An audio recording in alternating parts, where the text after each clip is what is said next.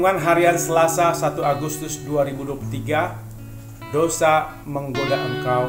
Kejadian 4 ayat 1-16. Mari kita berdoa. Ya Tuhan, kiranya Roh Kudus menolong kami dalam memahami, membaca, merenungkan firman-Mu, dan Roh Kudus yang memampukan hamba-Mu untuk menyampaikan kebenaran seturut kehendak-Mu. Berbicaralah Tuhan, kami siap mendengarnya. Dalam Yesus kami telah berdoa. Amin. Salam sejahtera. Semoga kita makin menyadari bahwa dosa sudah mengintip di depan pintu dan sangat menggoda hidup kita. Kita harus melawan dosa dan menguasainya, seperti ungkapan dalam Kejadian 4 ayat 7. Apakah mukamu tidak akan berseri jika engkau berbuat baik? Tetapi jika engkau tidak berbuat baik, dosa sudah mengintip di depan pintu. Ia sangat menggoda engkau. Tetapi engkau harus berkuasa atasnya. Dalam Kejadian 3 dijelaskan bahwa dosa adalah cara iblis membisikkan, menggoda manusia agar menerima kebenaran iblis yang memutarbalikkan kebenaran Tuhan. Iblis memang bakatnya menggoda manusia. Manusia punya kehendak bebas untuk menerima dan menolak godaan iblis.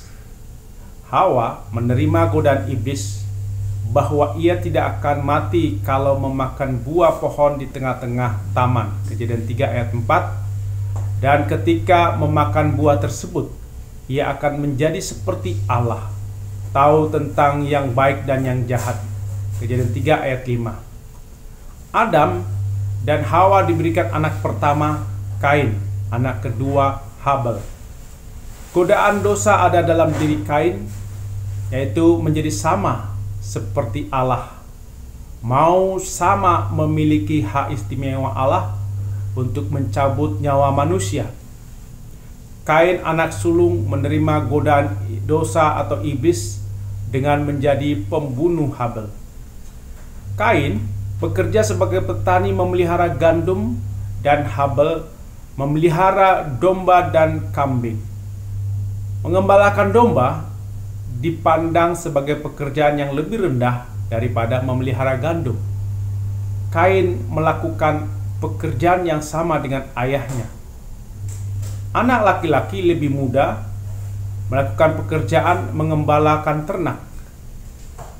Kain membawa persembahan hasil tanaman pada Allah. Habel membawa persembahan anak ternak pertamanya. Allah mengindahkan Habel dan persembahannya, dan tidak mengindahkan Kain dan persembahannya. Hal ini menimbulkan ketegangan. Allah punya hak istimewa untuk menetapkan orang dan persembahan yang diperkenan diindahkannya. Manusia tidak bisa mengatur Allah sesuai kehendak manusia. Allah tidak menganugerahkan hak istimewa tersebut kepada manusia. Allah tidak dapat menoleransi orang yang merebut hak istimewa Allah tersebut. Kain sebagai anak sulung adalah pewaris utama harta milik dan kuasa dalam keluarga atau kerajaan dunia. Kain menjadi murka dan wajahnya tertunduk penuh kekecewaan ketika persembahannya tidak diindahkan Allah. Ketika Kain kecewa dan murka, maka dosa sudah mengintip dan menggoda untuk membangun kebencian, sakit hati, konflik, serta membunuh, mengambil hak istimewa Allah. Mengapa seorang gembala dengan hasil ternaknya diindahkan Allah? Padahal di mata manusia, gembala lebih rendah dari penanam gandum.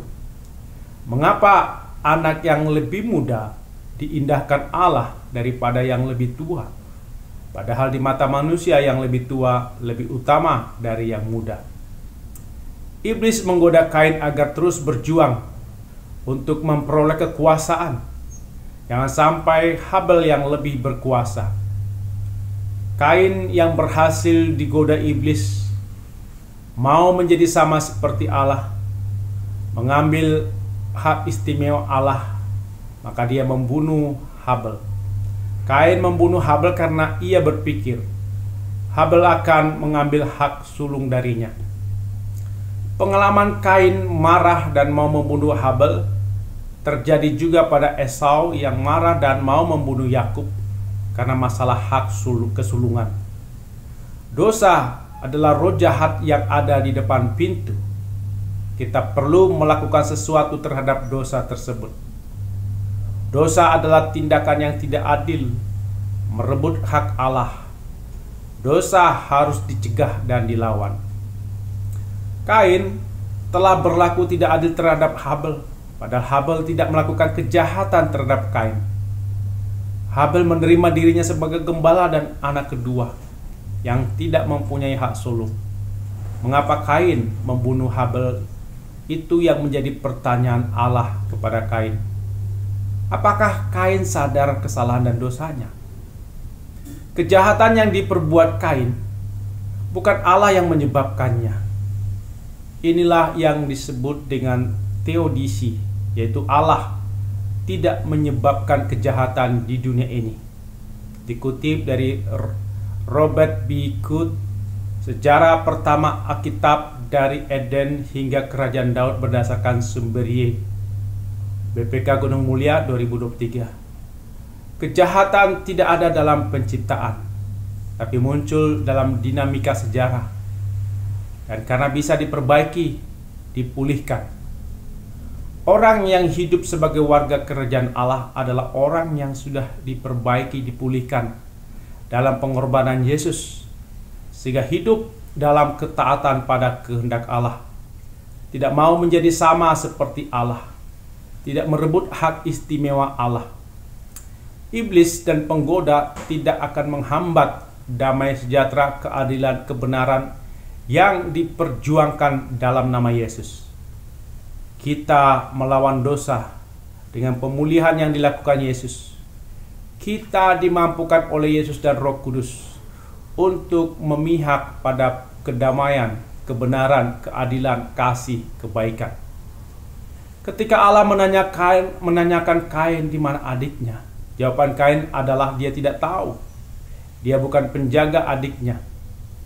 Orang yang berdosa di hadapan Tuhan akan menutupi kesalahan dirinya, merasa diri tidak berdosa. Orang yang tidak mengakui dosa adalah orang yang mendapat kutuk dari Allah, seperti Kain mendapat kutuk dari Allah. Kejadian 4 ayat 13. Kain mendapat kutuk, tapi tidak boleh dibunuh. Tuhan memberi tanda agar Kain tidak dibunuh. Allah yang Maha Kasih tidak langsung membalas pembunuhan Habel dengan membunuh Kain. Tapi Allah memberi jalan hidup pada Kain dalam penderitaan.